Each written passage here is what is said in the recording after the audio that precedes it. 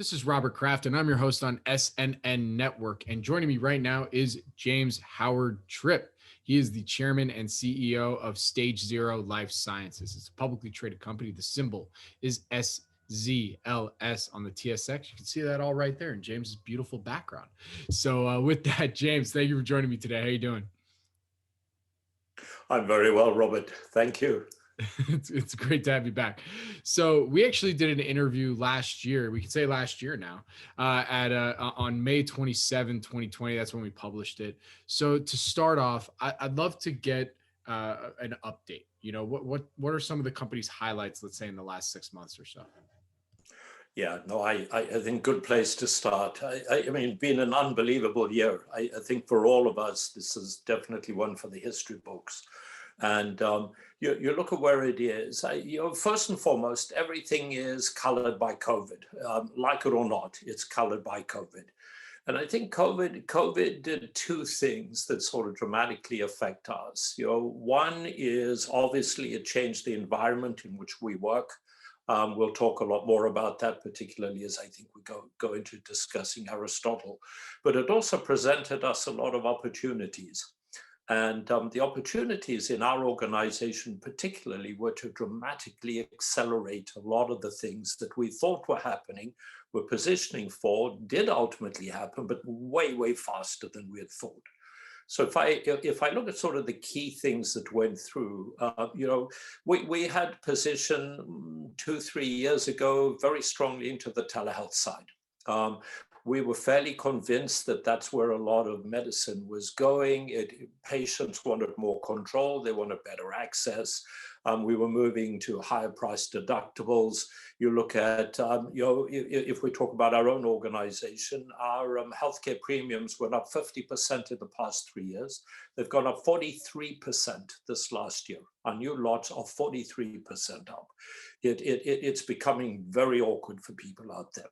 So people are moving essentially to very high deductibles. If you've got very high deductibles, you may as well call the shots on what you're doing with your healthcare side. So you get all of these pieces playing into it. And we were convinced telehealth would play a major role. Now you go to the beginning of 2020, and telehealth was used maybe about 6% of the time in medical consultations.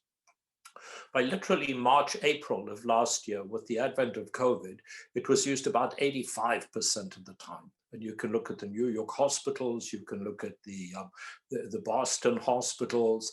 In fact, Northwell is on record saying that if you didn't have telehealth, you were just not in the game. So we had expected to grow a lot more slowly than that, but it just catapulted the whole thing forward. And very, very obvious. Physician practices are closed, patients are staying home, or they're mostly staying home, or mostly closed. How do you get treated? More importantly, how do you get your sample drawn? And so that led to one, telehealth. Two, it led to a vast network of nurses and phlebotomists that could actually draw the samples, lots of them mobile. It led to a lot of agreements with different units with us. And so that part has really come to fruition, and it's playing very, very strongly in terms of where we are now. So that led us into COVID. From COVID, we pivoted. PCR is our bread and butter. It's what we do behind the cancer testing. So we pivoted to that, and it's given us very, very good revenue. We had our first sort of really decent quarter of revenue ever in Q3. Q4, we haven't reported yet, but we're on record as saying the trajectory continued. We've had a very good Q4. We've been asked about Q1 this year, and we can tell you that the trajectory continues. So all of that is good. And so revenue is nice. Revenue is nice. Much more importantly is it allows you to build the organization out. And so as we bulked up on doing all of the COVID tests, it's built our organization out dramatically. We're 2.5-3 times bigger than we were last March. All of it now gets leveraged against Aristotle. And Aristotle, we will launch this quarter. I think one final thing, it also positioned us for bringing a couple of the banks on board. last year. We therefore were able to do 2 full prospectus offerings in fairly short order. Let's put some really nice capital in the bank. All of that gets leveraged against the launch of Aristotle. Got it. Okay, so big picture question for you. You're currently doing all the testing for COVID, right? Through the PCR testing, and then now you have Aristotle kind of waiting in the wings. You're getting set up for commercialization. So, is what is the current business with doing the testing? Is that what's really funding some of the launch plans that you have for Aristotle? Tell us a little bit about the strategy there. Yeah, no, little bit of both, little bit of both. One of the big reasons for raising the money was to ensure that we could compete at an adequate level in launching Aristotle. So clearly some of the money we took in the prospectus offerings will get leveraged against that. But the revenue we're deriving from COVID is actually adding to that. And it's allowed us to move much, much more quickly. And so even while we were doing the prospectus offerings and say we need money to do this, the money from COVID was allowing us to do it. And then obviously that money was backstopping all of the pieces. So it's been really, really helpful. And I have to ask, is there any potential headwinds that you foresee that could somewhat hinder the launch of Aristotle in any way? Or, what have you been doing to mitigate any sort of risks out there that you see when you're finally like, all right, we're launching, let's go, so can you get into that a little bit? Yeah, absolutely.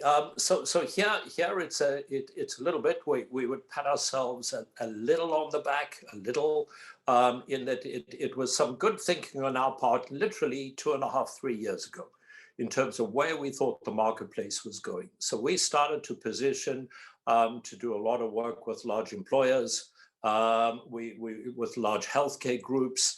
We were starting to move away from what I call the usual insurance model, where you're going through United and Blue Cross and everyone else with that. That's fraught with so many issues.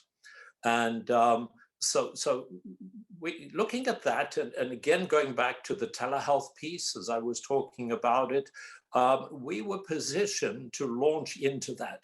So 2 things happened. One, COVID, as we talked about. And so right now, you can't go and hire 1,000 reps and go and call on 10,000 physician practices. They are not there. They're not open. If they are open, they're not seeing reps. You can't do that. That situation is going to last for a period of time. So even if we had been doing what I would call a usual process, it's now not available. And I think as you look at the people in the liquid biopsy market where we are, people begin to position in the same way. Fortunately, we were not going there anyway. We were going, as I mentioned, down the other route, and all of that has dramatically accelerated. So right now we have a very robust telehealth system. We have all of the mobile capability of being able to get to the patients and get it drawn. We're moving into more of a vertically integrated system, so that as the product comes to market, it's essentially, if you like, it's stage 0 in the middle with the testing. We do all of that, but feeding into this is the telehealth system, the mobile phlebotomists. At the top of this is a group of cancer clinics that we're leveraged with. So what happens? You work with a large employer, and they go, okay, we've got 40,000 employees. What do we do to get to them? Well, the only way you can currently get to them is you've got to have telehealth. You've got to have mobile draw capability and telehealth. Then what do you do with those that test positive, that presumptively have cancer? You've got to have an ability to refer them in somewhere. We will now have our own set of clinics that we can actually leverage this in through and take it through. From there, you build on up, the one route goes to treatment. They get referred in for surgery or for chemo into large groups. They're all the very well-known groups that you would know. But if they go on the preventative side as well, which a lot of the groups have, we're finding cancer early. We may find it before low-dose CT can actually image it. Therefore, you've got to begin to work with those people, everything about better outcomes. And so that's the structure that we have developed and are taking forward. And of course, who do you take it to? Your clients are the large companies. Who are we working with on COVID? We're working with the large companies.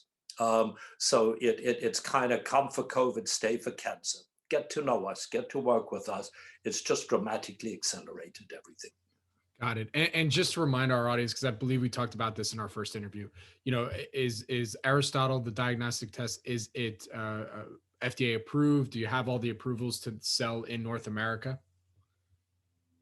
Yeah, we'll be taking it out as an LDT right now. We will ultimately take it for FDA approval, but I think general feeling in a lot of this is actually having FDA approval right now, beyond the fact that it will take a period of time, is probably of less benefit than it would have been in, let's say, the 2018 market.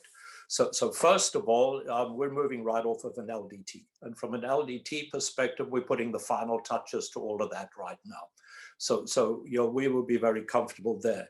And I think probably remiss, we're just talking about Aristotle, but Aristotle at this point would be the first available single blood test for the detection of multiple cancers, multiple discrete cancers. And we should be first in the world in terms of taking this out.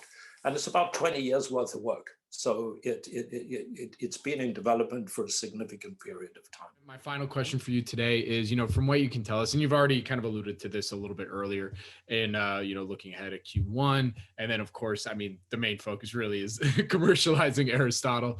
But, let's get that full wrap. From what you can tell us, what would you say are some of the company's value catalysts now and goals for 2021? Yeah.